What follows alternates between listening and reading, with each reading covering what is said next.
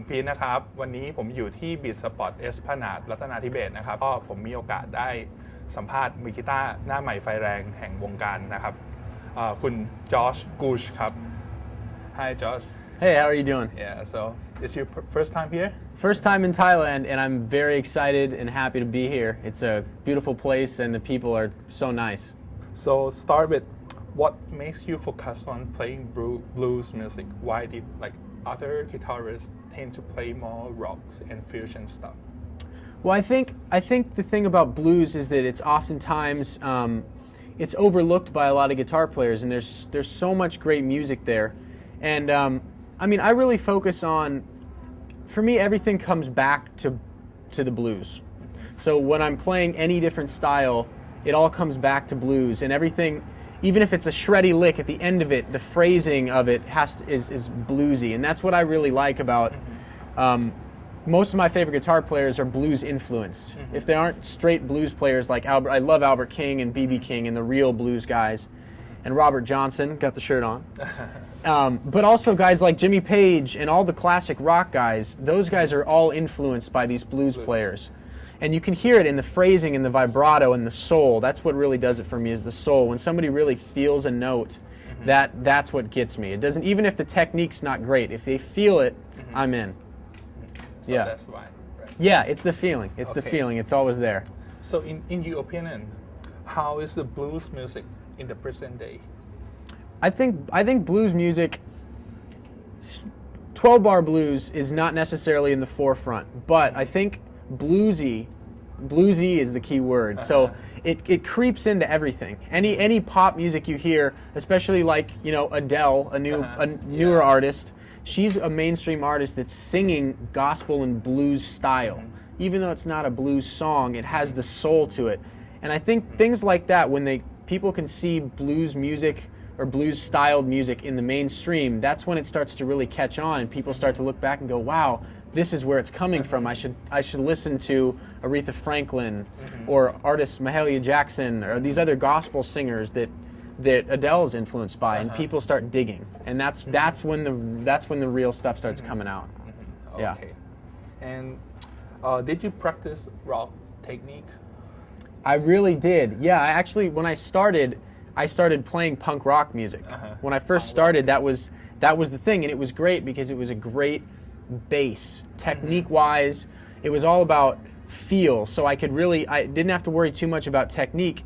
And then I started getting into more metal and hard, like AC/DC and Iron Maiden and Pantera and bands like that. And then from there, you know, AC/DC led to Led Zeppelin. Led Zeppelin led to B.B. King. B.B. King led to Robert Johnson. It's all this, it's this web. Yeah, everything's connected somehow.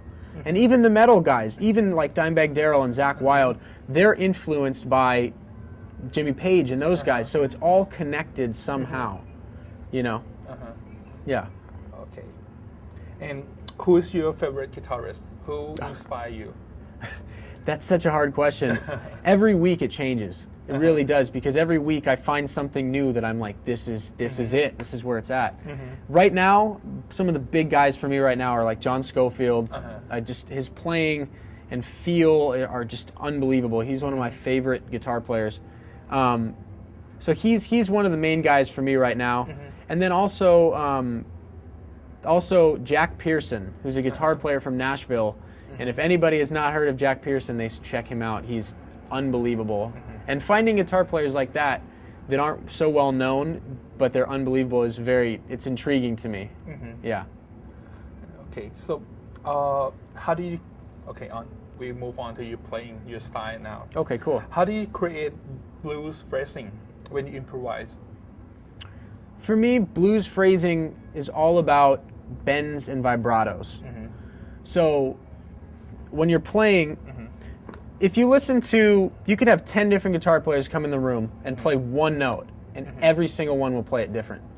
So it's all about how your vibrato is. And if you listen to all the greats, they all, you know, Eric Clapton has a very unorthodox vibrato. He plays everything with one finger, and it's like his whole hand's floating off the neck. It's like, you know,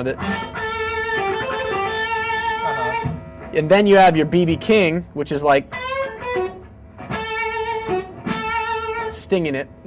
And then there's like the Hendrix type of vibrato, which is a little more wide, you know.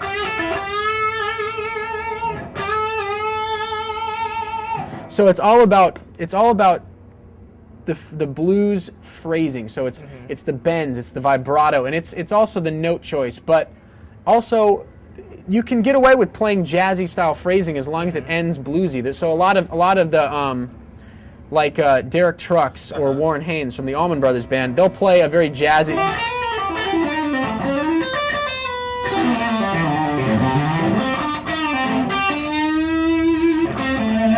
So you can play all this, and you can even get even jazzy. You can play like diminished.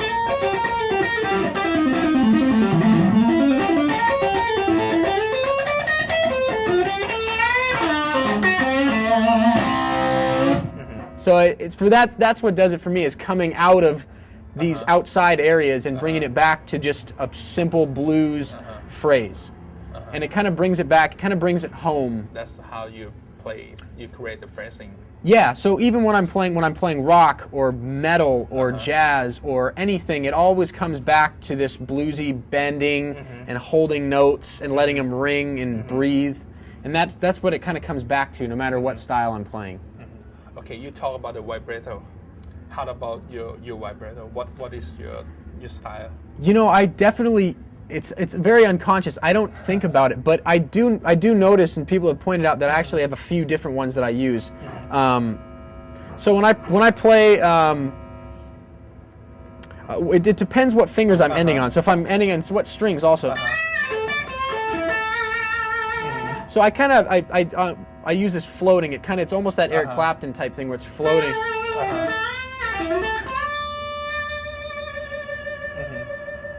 But I really try, and I practice. That was something I really practiced, because for me, technique doesn't necessarily matter too much if you can really, because all the blues guys, if you listen to Albert King, he barely moves his hands. He's playing in one spot the whole time.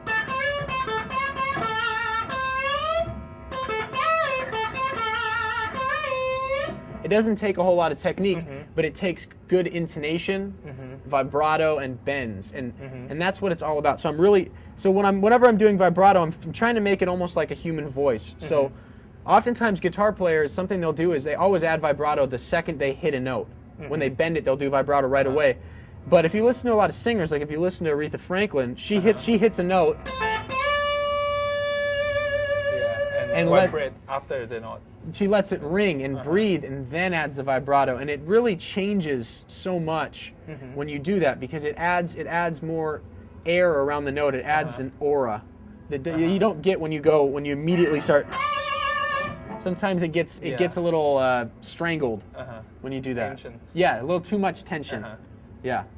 Okay, so it means it depends on what you're playing, the vibrato. Yeah, absolutely. So if I'm playing like really hard rock stuff, a lot of times the vibrato will happen more quickly, because it's really, you're going for that in-your-face tone, in-your-face phrasing. But when I'm playing slow songs especially, I really try to let the notes breathe before I add vibrato, and focus on trying to get the vibrato to the beat of the music. Because oftentimes guitar players will play a really wide vibrato, and it's not to the music. So I really try to keep it with the drum groove and fit it in. Yeah. Okay. Then about pentatonic scale, if you play on one form, one position, how to make it interesting? The thing about that, and this is actually something, this is a main thing that I would practice. Whenever I would learn a lick, I would make sure I practiced 3 other licks around it. So it's not a lick anymore, it's an idea. It's a concept. So if you have a little box, like let's say B.B. King box, he uses this so much it's named after him. So this little, so if you're in A, key of A, and you have this little box right here, it's all about, so if I learned a lick, let's say I learned this lick. So that's the original idea. Then what you do is take it and you change it. It's called motific development. So it's a slight variation on that. So instead of going, I would go, and then we'd go. So these are now it's an idea instead of being a lick, because if you base your playing on licks, people can hear that. You end up going. Yeah. You know, it sounds like licks, but if Yeah. you learn 3 or 4 different ways of doing it, it becomes an idea, and you can start to develop these ideas and bring them up the neck. Like if you have an idea like, let's take that idea of the bending. You can move that around. So if you're in A,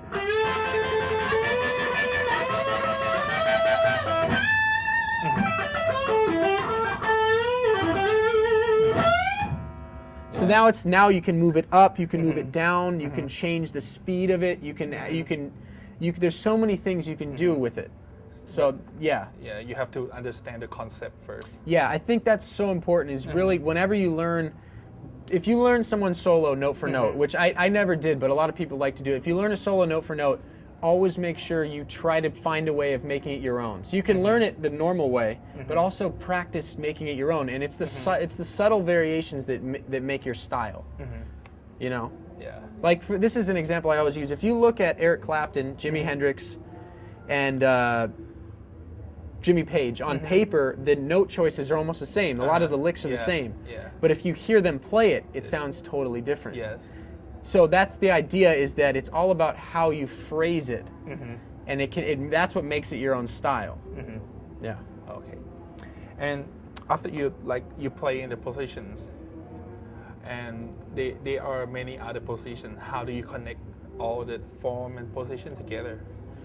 Well, originally what I did was I would practice on, let's say I was playing to a backing track or a groove or something I'd recorded, I would practice only on one string or 2 strings. Like I would take, if I was playing an A, I would only play on the high E string and like make sure it was. So then you start to connect the ideas on each string, and when you combine that with scale playing in your boxes, it starts to make more sense. So then I would practice on 2 strings, or I would do a string skipping thing. I would say, okay, I'm going to only play on the E and G string. So then you have to, in your mind, you have to visualize the notes that fit over the chord. So if you're taking pentatonic ideas, you can start, you know, then you start to have your ideas like that. So when you practice these string skipping and single string ideas, everything starts to come together more, and you really start to focus on melodies rather than lick playing or anything like that. If you can focus on the melody that's happening in the chords or the vocal melody, you start to develop ideas that people remember, can hum. Yeah. Okay. So that's and you play. I saw you play hybrid pickings. Yeah. Okay. Can you talk more about it? Yeah, well, originally I saw a video years ago. Somebody sent me a video of Albert Lee, and I had never heard of Albert Lee, and he's this amazing country guitar player, and he was doing this thing where he would, and I was like, oh wow, what is that? It sounded amazing to me. I immediately started doing it. And I didn't follow by learning all of his licks. I just started doing it. I just started applying it to my playing. And over time, it just became part of my style. I don't even realize, I don't know when I'm doing it anymore. But it's great because, for me, I don't have the fastest right hand picking. Like some guys can pick, just skip the strings. Skip strings and all that stuff, and it's much more difficult for me to do that.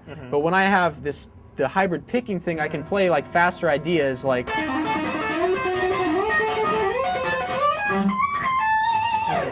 so that's a string skipping idea that instead I would have to go, and to me I can't do it well enough, and the notes ring together, and I was never great at that. So that's one of the things for me is a lot of the things that becoming my style, and still always working at it, are things that I was not good at and had to figure out another way of doing it. So my way of playing fast came with hybrid picking because it was much easier for me to do. How many fingers do you use on the right Just hand? one. So when I'm playing, I just use my middle finger. So if I'm picking, I may play a lick without it. I may play, and then when I'm coming out of it, but it just really helped me because I can really play any type of faster idea.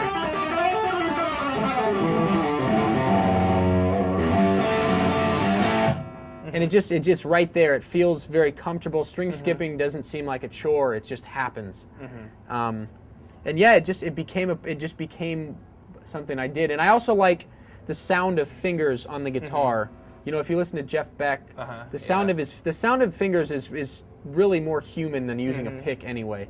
So I like to practice without a pick anyway, like just because it sounds very human, and you get a mix of that with this. You can play fast stuff because you can't do that with just your fingers. But then when you come out of your solo, you can use fingers and pick at the same time. So it's kind of the best of both worlds for me. Okay. You have been in the Kings of Blues competitions. What makes you win heart of judge and also the audience? You know, I couldn't say, but I just know when I went into the competition, I made it very clear to myself that I was not going to over prepare, because blues is not about over preparing and planning licks out and planning solos. I just played a lot. I mean, I play a lot anyway, but I played even more than usual, like where I'd fall asleep with my guitar for that competition. So I did not practice to the track ever. I made sure I listened to it. I knew when the changes were happening. I knew how it developed, and that was it. Because I didn't want it to become sound rehearsed.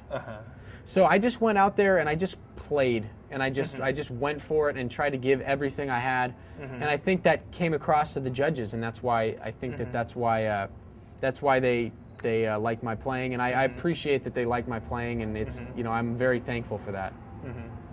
Okay, and now you're playing with Koshi Inaba, right? Yeah. How did it get started? Well, my manager Robert Knight he's a photographer, and in all the guitar in the States at Guitar Center, all the pictures outside, Jimi Hendrix, Jimmy Page, all these guys, he took those photos. So he's also the photographer and co-owner of Rock Walk, which is on Sunset Boulevard at the Guitar Center in Hollywood.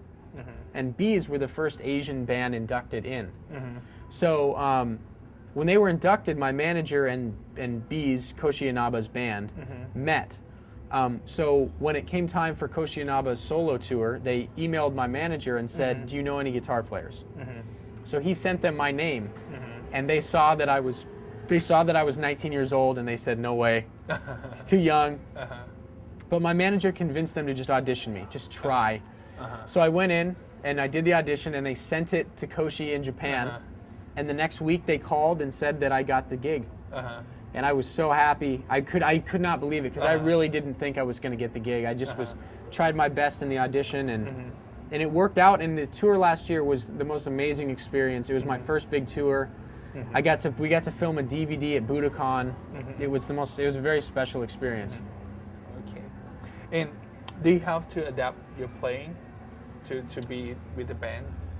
Yeah, I mean, not necessarily adapt my playing, but the thing is, I really wanted to serve Koshi's music. Like, the show wasn't about my guitar playing; it was about making Koshi's music sound as good as I possibly could make it sound.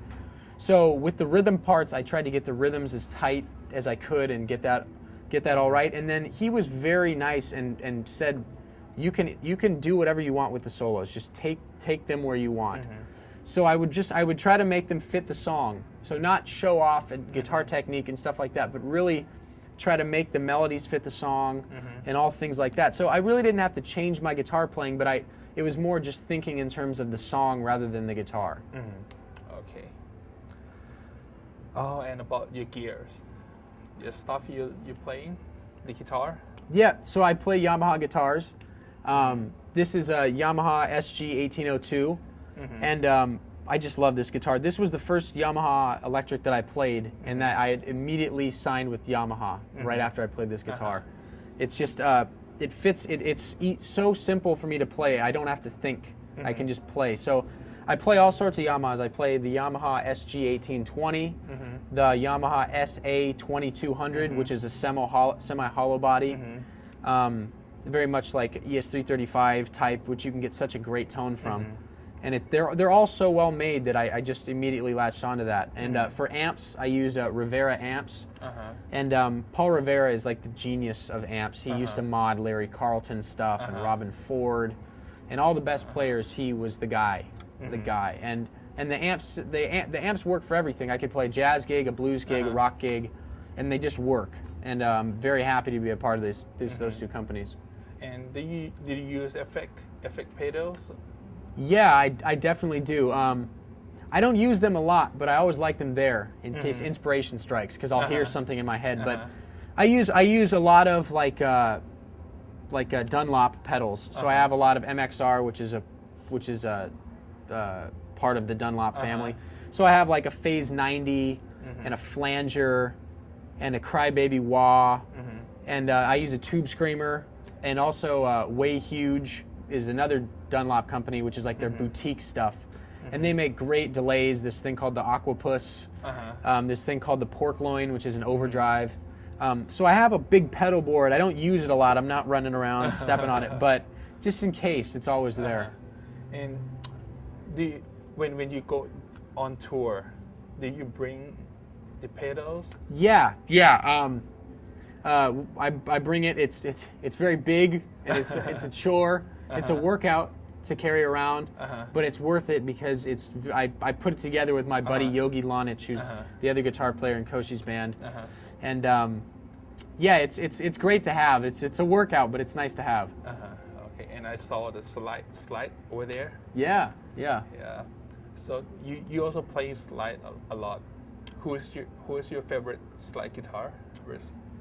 Oh, there's so many. I mean, the original guy for me was Duane Allman, and I know he's like the guy for most people, and that's because his soul was shown through his playing. You could see into his soul when he was playing, and his slide playing it was before he died. He had improved so much, and he was still growing. He's like Jimi Hendrix in that way. He was getting better always, and that's what I strive for mainly with slide guitar, is always improving, always playing more memorable melodies and things like that. And about when you play your slide, do you have any concept? Yeah, well, a lot of the times I try to make it sound like a human voice, because once you don't have the frets there, you have so much variation in tone, and you don't have to worry about. You have to worry about the frets, but you can just glide over them. So, I basically try to. My two ways of practicing are copying vocal licks. So I'll listen to Aretha Franklin or Paul Rodgers and try to play their vocal line on the guitar. And then also I'll play a lick without it. Like I'll play or something like that, and then I play it.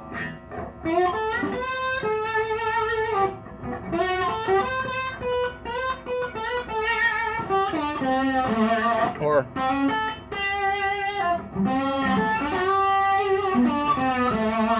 so it's just taking an idea without it.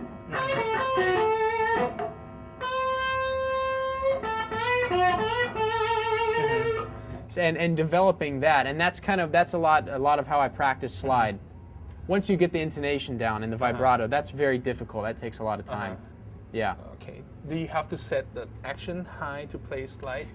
I use a guitar that has higher action. This guitar was just given to me, and the action is excellent for non-slide guitar. But I don't have a guitar with me that's set up for slide. But I don't set it up really high. It's not like a dobro, but I set it up a little bit higher so it just doesn't fret out. But I use a very light touch anyway, so I really try to float around as much as and let the notes ring. Because if you play light, even with strings that are this low, you can still get it to not fret out. You can still.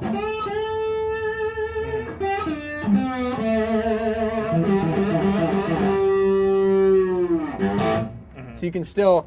It's good to practice on a guitar with low action, because then you can really practice very light touch.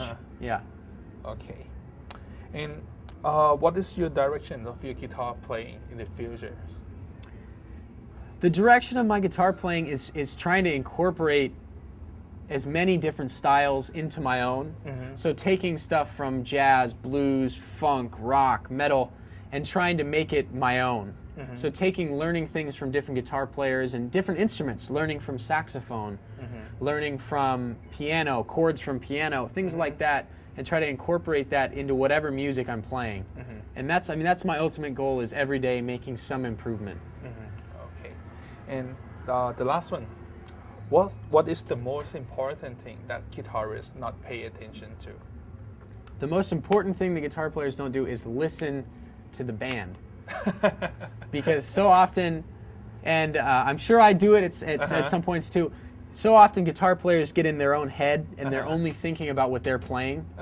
But it's so important to listen. If you really listen to every instrument around you, so many ideas are being thrown around, especially if you're playing with really good musicians. There's a little fill the drummer plays that you can respond to. There's something that the bass player is doing that you can follow. It's just, if you really listen to the band, I think people can learn a lot from that. And also using dynamics, building a solo rather than coming out of the box tapping, and which is fine, but it's nice to build to that point and have your solo do this, dynamic wise, rather than this. Because if you start at the top and you just maintain, it's not exciting. Yes. So if you can build your solos, and listen to the band, that's what really does it. Yeah. Okay. And any words for Thai fans? I just want to say thank you so much for having me in your beautiful country, and I really appreciate the people that came out to support, and I really hope I can return and play for you guys another time, and thanks again, and take care. Peace. Okay. Thank you very much. Thank you so much. Okay. ก็ต้องขอบคุณบริษัทสยามดนตรียามาฮ่านะครับแล้วก็บีทสปอตสาขาเอสพลานาดรัตนทิเบศมาณที่นี้ด้วยนะครับแล้วก็มารอดูกันว่ากีตาร์ไทยอินเตอร์วิวชาแนลจะพาเพื่อนๆไปสัมภาษณ์ใครกันครับวันนี้ก็ต้องลาไปก่อนนะครับสวัสดีครับ